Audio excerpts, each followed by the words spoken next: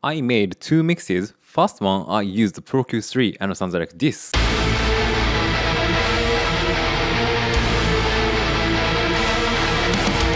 Second one, I used FGN by Straight Digital and sounds like this.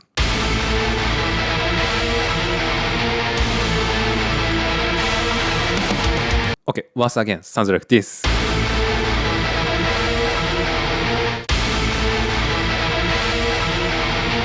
Hi, you here. The differences are really tiny and negligible, I think. So, but I'm not talking about which is great or not. I'm talking about their characteristics.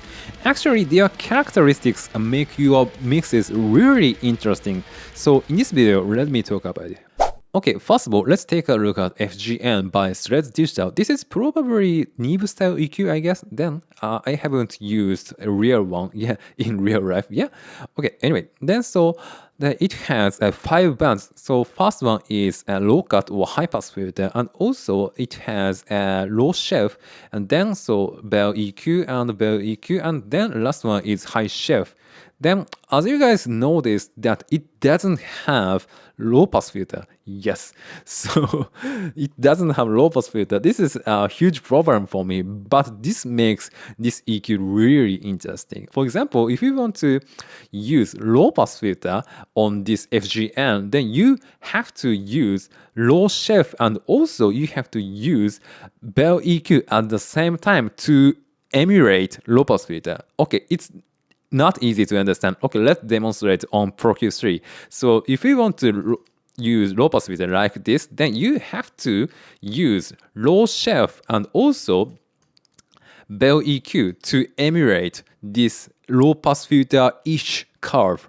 This curve is really interesting. I haven't used this type of EQ curve on Pro Q3 in my life. If I wanted to use low pass filter, then I just use low pass filter. That's why I use Pro Q3 because it's easy to use and easy to understand. But so on FGN or analog type EQ, you have to use high shelf and also you have to use bell EQ to emulate low pass filter. Then this EQ curve is really musical. So I haven't used this curve around 5K area.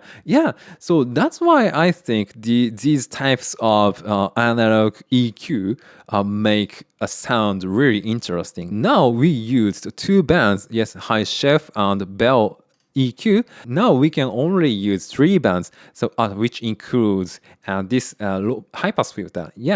So okay, if you want to, then you use a low pass filter like this, then use low pass filter like this. Okay, now we can only use 2 bands, and which is then this low shelf and also this bell. So okay, now like this, low shelf. Okay, let's make it low shelf.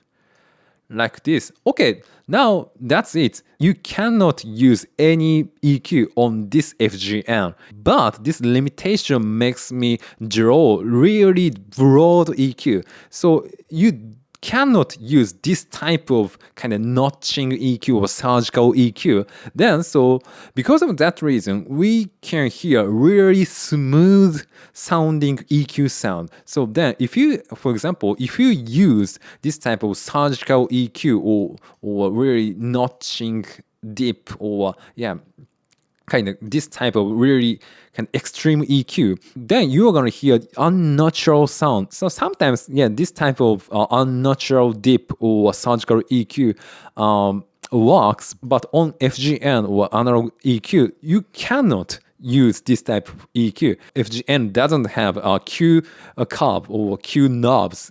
On Pro Q3 you can. So which is great. No. They are great. You can use notching EQ on Pro Q3, but if on FGN you can't. But you have to draw a broad EQ on FGN. This is really musical. And also, when you are EQing on FGN, you have to be careful about the sound itself. You cannot see any visual information unlike Pro Q3.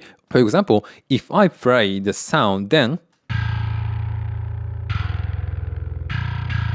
Yeah, Pro Q3 visualizes that waveform of the sound, but so as you can see, or as you cannot see, FGN doesn't have that feature. We have to focus on the sound itself. We tend to be fooled the visual information of the sound, then so we tend to cut kind of unnatural frequency or unnecessary frequency or something. Yeah, but on FGN, you have to be focusing on the sound itself. Then you have to make decisions by just listening to sound. Yeah, this is a really great feature for me. Yeah, personally, I love Focus3 because I love having tons of options, and also on Focus3 you can emulate this FGN-ish EQ curve. But I understand that the being fooled by the visual information. So then actually that this FGN or analog EQ made me realize that how much I was relying on visual information of sounds. Yeah.